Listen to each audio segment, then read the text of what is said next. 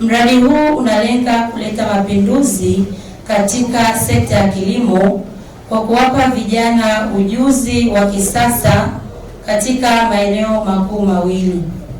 Eneo la kwanza ni la agro mechanization ambapo ni mafunzo yanayohusu matumizi, matengenezo na uundaji wa zana za kisasa za kilimo ili kuongeza tija na kupunguza kazi za mikono.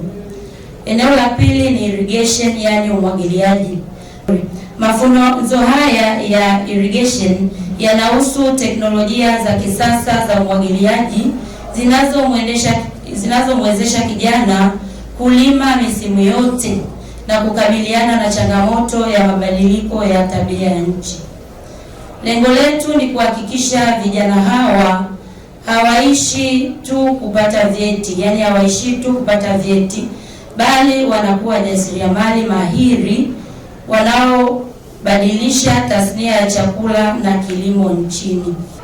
Ndugu mgeni rasmi, naomba niwasilishe ombi la kuanzisha fani ya muda mrefu ya agromechanics katika chuo chetu cha VETA Songea, tukiwa tuna uhakika kwamba tuna karakana ambayo inawezesha mafunzo haya au utekelezaji wa mafunzo haya.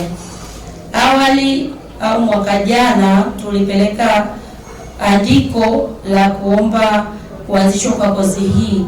Kwa hiyo kupitia fursa hii au dawati hili, nipende kuleta ombi letu kwako ili utuwezeshe kupitia serikali au kuongea kwa wadau mbalimbali kuhakikisha kwamba kozi yetu inaanzishwa rasmi hapa chuoni ili kurahisisha ule mchakato wa ujifunzaji wa vijana. Yaani tuondoe ile dhana kwamba ni lazima tu watoto wakajifunze VETA Kihonda huko Morogoro kutokana na umbali wa eneo hilo.